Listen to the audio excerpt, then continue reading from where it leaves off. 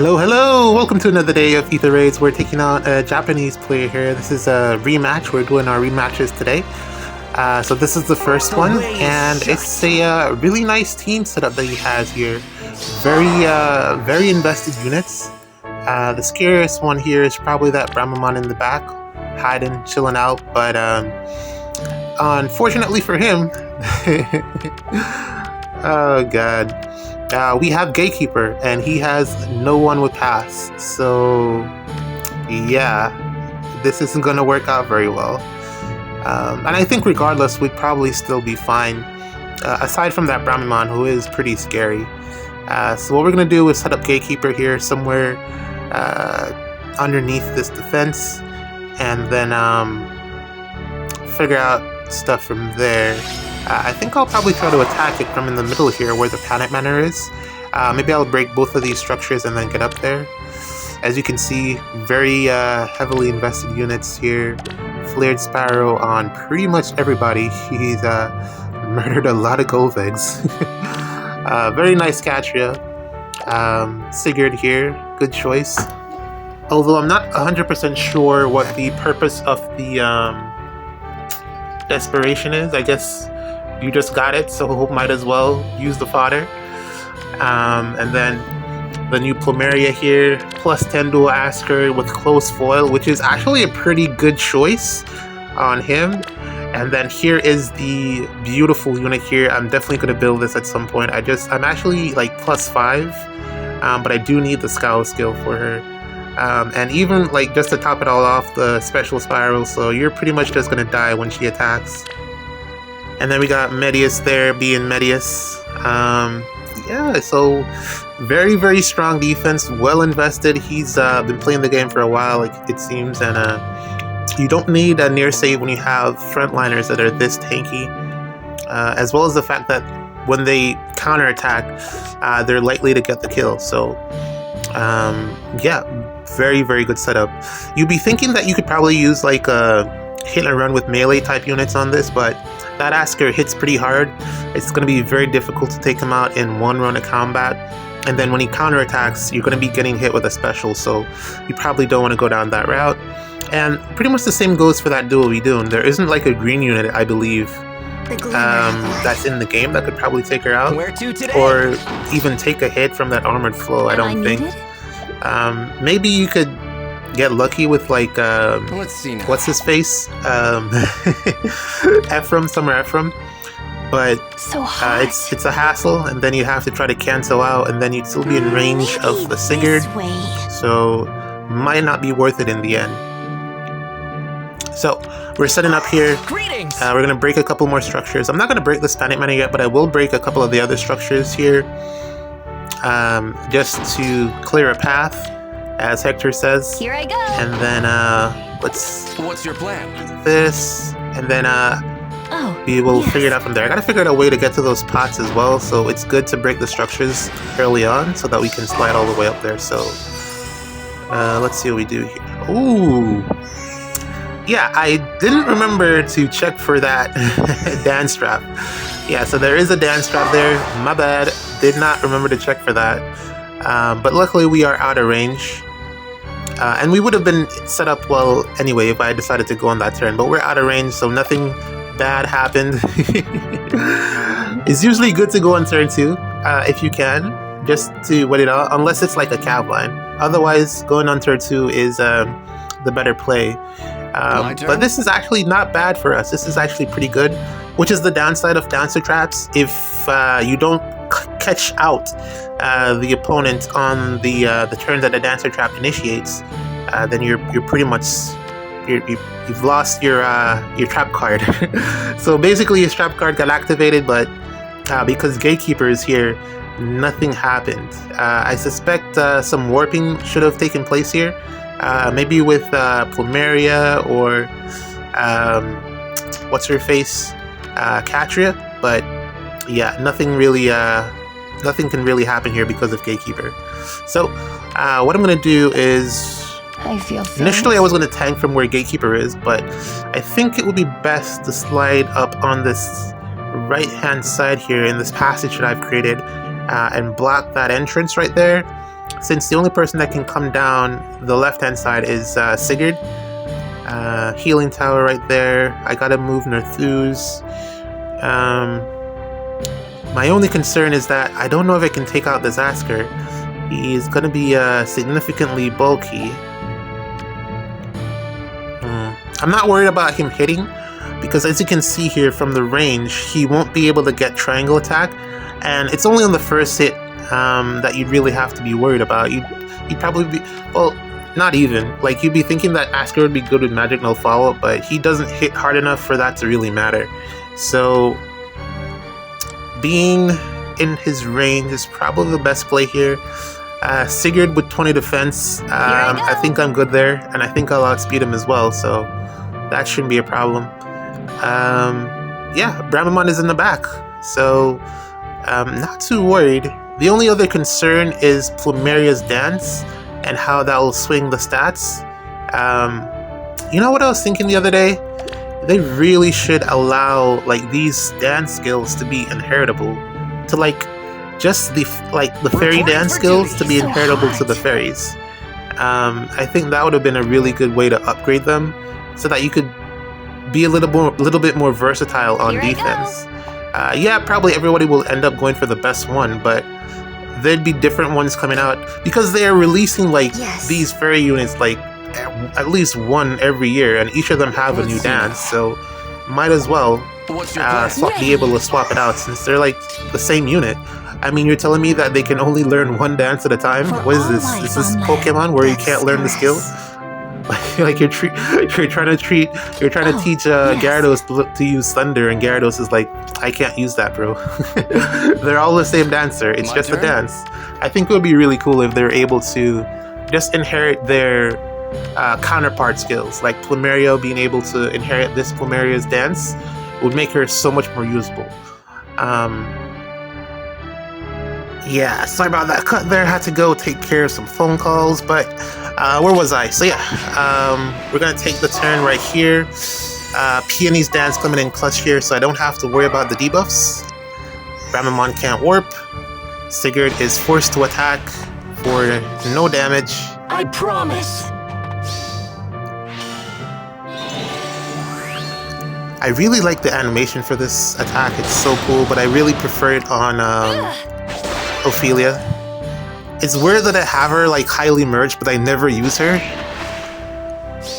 Ooh, yes, this is what I meant by him not making good use of Magic Null follow-up. He just doesn't hit hard enough. Well, he hits hard with his special, but without it, he's like he tickles. Very happy that I was able to take him out.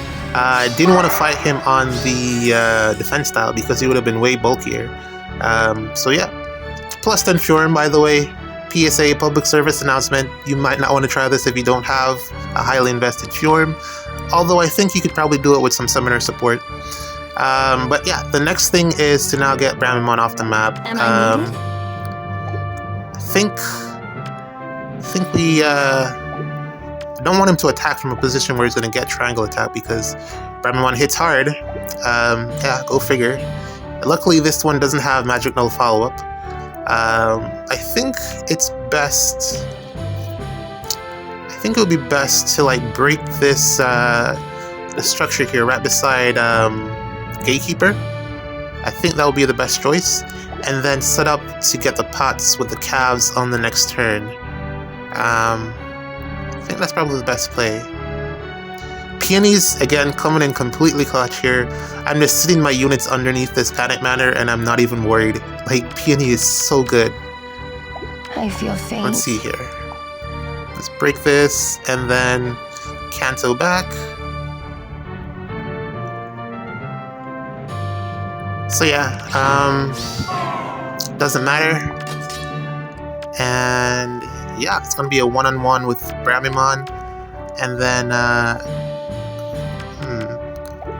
unless Catcher goes first, but even then it shouldn't matter. Peony's dance, neutralize all penalties, and set up for the pots on the following turn.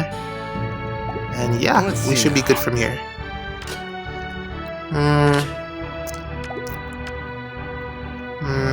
No one can warp, so It's fine. Okay, here we go.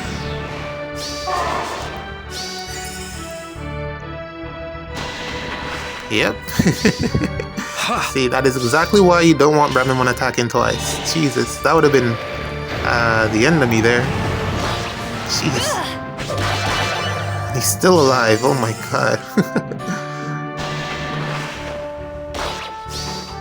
This is all for you.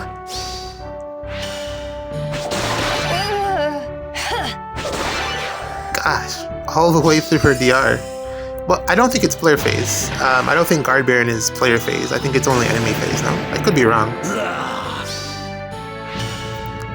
And then Medius. Woo! Alright, we make our way to the pots and take it from there. Nice. So hot. I think we can even... Whoa. That's pretty cool. I think we can take out Plumeria, depending on whether or not that trap up there is real. Ready. I mean... Let me see. I could probably... I got it. It's right there. Right. I can break the Panic Manor and just attack from there. That should be fine too. And then we can move around and get the pots and stuff. So yeah. Here I go. We should be good to go here. We're golden. Greetings. Oh, and yeah, the trailer dropped, and gross. I'm very disappointed with the trailer. It's completely a big money grab. I really was hoping for maybe another button, the dual button, just to use in a specific game mode, or yeah, a specific game mode. They would have the opportunity to release another game mode by next year, so it would be cool if they did that. I wouldn't mind. It would be fine. But the C slot, the X slot rather, it's kind of dumb, if you ask me. It's really not something that the game needed. Yeah, I'm just not happy with the direction that they chose to take that in. I'd probably be happier if it was unique passives quick and pulse, stuff like that, but if it's just going to be stats, then why bother? Just make different skills or upgrade the skills that are already in the game, you know? Very, very disappointed with that release. But yeah, I think I'll talk about it some more in the next match. This one's over. GG's. See you in the next one. Alright, here's our second match for the day. We're taking on Dr. Loser here. And we're going to go ahead and hit this one with our hit and run team. This is a pretty premium Fireball Cav line here. Very nice mix of units. You couldn't do this particular setup if you didn't have the unit choices here, because there would be a weak spot in your defense, and if there's a weak spot, then it's easy to exploit, which means, you know, you win easier. But because these units are so strong, the combination makes it a lot more difficult for you to just break through. You don't need high merges here. You just need the specific unit choices. Claude in particular is very good. Hanoka could probably be swapped out for someone else, the Aryan, because of the range. But because we have the free spaces here, we're going to be able to just take out Hanoka here on turn 1. Genius play on my part. I made that look pretty simple, but bam! Dance. Reposition over the mountain. Probably could have warped there as well, but didn't need to have that done. But yeah, we survived turn 1. You really, really need to have these spaces in your back row free. I keep saying it. If you don't use the structure, take it out. These back row spaces are invaluable, especially with how oppressive these maps can be. You want to have somewhere to be able to hide your units just in case you need to. And as you can see here, we are able to successfully get away. Yeah, nothing to worry about. We're going to clean up on the following turn. I just got to figure out who to take out first, and then we get the pots, which are all the way in the back. Since Embla is in the back, I'll probably leave her for last since I don't believe I'll be able to reach her. But everyone else is in range, and it's just pickings from here, easy pickings. So yeah, here we go. Let me figure out what I do first. And while I do that, let me go back to the trailer. Yeah, so the unit choices themselves, I'm not like disappointed with the units. The Sonya looks pretty good. Peony and Triandra, in particular Triandra, I really like Triandra. They look good. The Cav is just like another Lance Cav, if you ask me. They're really trying to make these Lance Cav units viable, but yeah, it's just not happening. Maybe when Dusel gets his refine, he'll warp the meta with his bulk. Dusel! But aside from that, I'm just not happy about that X skill, man. It's whale bait, if you ask me. It's just another thing that's going to make the game unnecessarily complex. It's going to be another thing that you have to pull for if you want to be competitive in certain modes in the game. It's not the direction that I would have gone for if you wanted to make the game more fun, if you ask me. There's so many other things that they could have done too. Like, let me see. They could have just upgraded the skills that they already have in the game, which they are already going to do. I mean, if you want to add more attack and speed, just release another skill like Prime. Upgrade the maximum allotted amount of stats from 9 to like 11. Put out a tier 5 skill. Increase the skill inheritance. So many other things that they could have done that wouldn't have required for them to add an extra slot in the game, because now it's going to just look completely silly with all those slots in that top row. That's why it's unnecessary. Who has time to look at all that stuff when you're fighting someone in summoner duels? No one. No one is going to be wasting time looking at all that stuff. I mean, unless they're just adding it because it's going to be like a big part of the next book, and we're going to get a bunch of X skills that are like super beast evolution slots, you know, where you add a slot to that X slot, and then your unit transform or some dumb stupid thing like that. But I don't know, man. I don't see the value of it currently. Aside from the additional stats. But if you're saying that it was to make like old units better, you're still not going to be using your old units against Wind Tripod. They're still going to get blown up. It's not going to matter. +6 to speed or whatever. I don't even think they're going to give that much. Unless it's going to be like some type of... it really depends on what type of skills they put in that slot. But I don't see them putting anything premium there. Because why would they? It would probably even break the game if they did that. And that's like years from now. For now, I just foresee them putting like things that give you extra stats. And again, useless. There's so many other ways to get extra stats in the game. You're better off just like not spending your orbs on something like that. Especially if you don't like spend money on the game. It's really just not worth it. But the units themselves, I really like Triandra. I was really hoping that the weapons that they had were inheritable, but it doesn't look that way. I would love to have given Peony's axe to like my axe infantry units that need a weapon, because the arcane axe is trash, but it doesn't appear that they're inheritable. Overall, I think most people are upset instead of happy about this edition. It's just another thing to spend money on, and I don't like being forced to summon for things. Is ultimately what I'm saying, I guess. But enough venting. See you in the next match.